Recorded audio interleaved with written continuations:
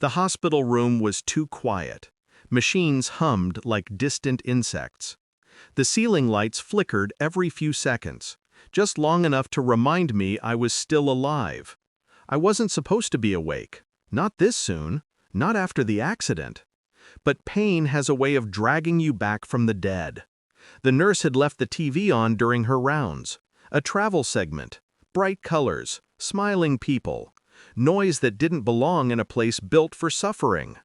I almost asked her to turn it off. Until I saw them. My wife. Her sisters. A man I didn't recognize. Tall, sunburned, touching her lower back like he owned the right. Champagne flutes in their hands. Wind blowing through her hair. Her mouth open in a laugh I hadn't heard in years. My heart didn't break. It simply stopped caring for a moment. Then the headline rolled across the bottom of the screen. Exclusive, luxury Mediterranean cruise special. Mediterranean. My credit card buzzed in the pocket of the hospital gown a second later. An alert. Cruise trip, $3,200 USD. I stared at the charge. The room grew colder. The lights flickered again. My thumb hovered over for contact. She answered on the second ring. "Where are you?" I asked, voice steady, too steady. "At work," she said, calm, practiced, almost bored. I felt my lips pull into a small, tired smile. "Enjoy yourself," I whispered. And in that moment, I made a decision, not out of anger, but clarity. I would end this. Quietly, completely. When the call ended, I stared at the ceiling, letting the lie settle inside me like cold metal. She didn't ask if I was okay. She didn't ask about the accident. She didn't even pretend to care. Work, she said she was at work. The news footage looped again, this time slower, as if mocking me. Her hand slipped into the other man's. He leaned in close. She didn't pull away. The first wave wasn't pain. It was understanding. A slow, heavy realization that this wasn't the first lie. No, the truth had been leaking through the cracks for months. Late shifts that didn't exist. Perfume that wasn't hers. A phone turned face down every night. A sudden need for space, privacy, solo time. I replayed every conversation we'd had in the last 3 months. Every argument she'd started for no reason. Every time she'd said, "You're imagining things," with that cold little smirk. I used to think it was stress, pressure, marriage fatigue. But betrayal has a smell, a weight, the taste.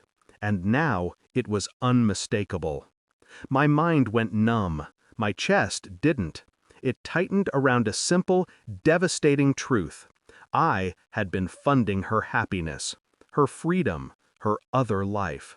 And she was broadcasting it across national television without even knowing I was watching.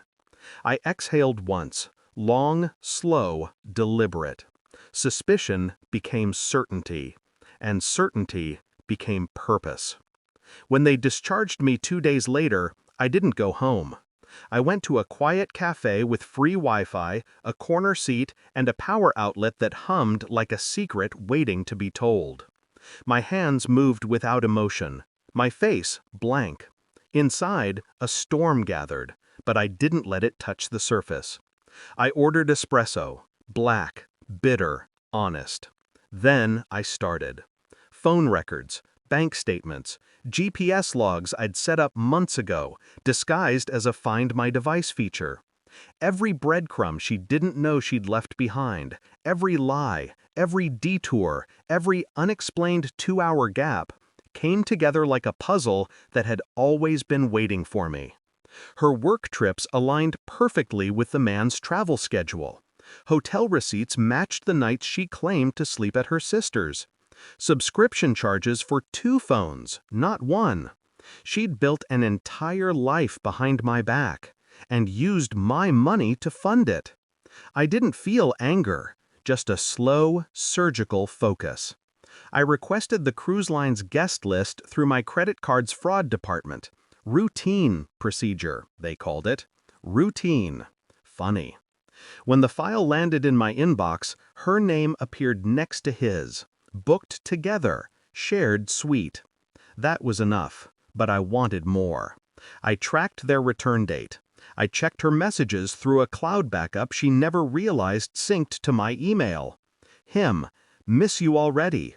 Her, can't wait until he's back at work so I can see you again. I closed my eyes. Let the words become dust inside me. Nothing left to guess. Only truth left to deliver. They returned on a Sunday. She walked into the house with a souvenir bag and a fake yawn. Long week, she murmured. I didn't respond. I didn't look up. I simply slid the printed guest list across the table. Her name, his name, same cabin. Her breath caught. That was the only honest sound she made in years.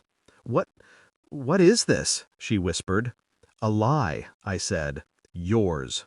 She grabbed the paper with shaking hands.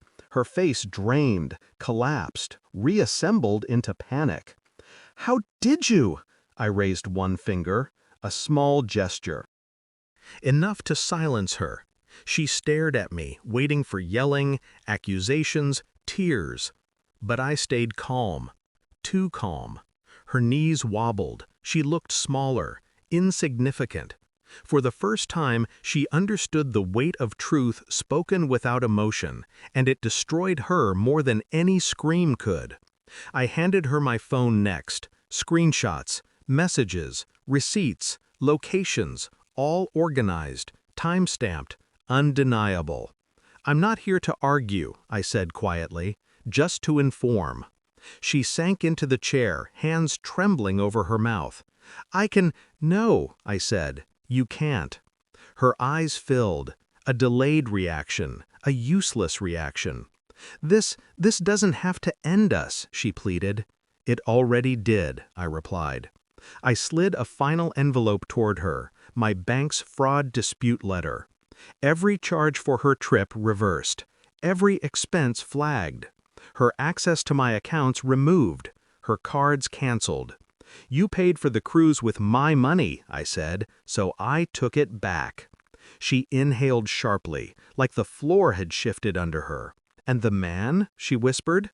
I sent him the same file, I said. Her face broke. Quietly. Perfectly. When I stood, she didn't move. When I walked to the door, she didn't follow. The house felt weightless as I left, like something toxic had finally been drained. Outside, the air was sharp, clear, real. I didn't look back, not once. Betrayal had ended us long before today. I had simply given it a name. And as the door clicked shut behind me, the final thought settled in my mind with calm certainty. Some endings aren't tragedies, they're release.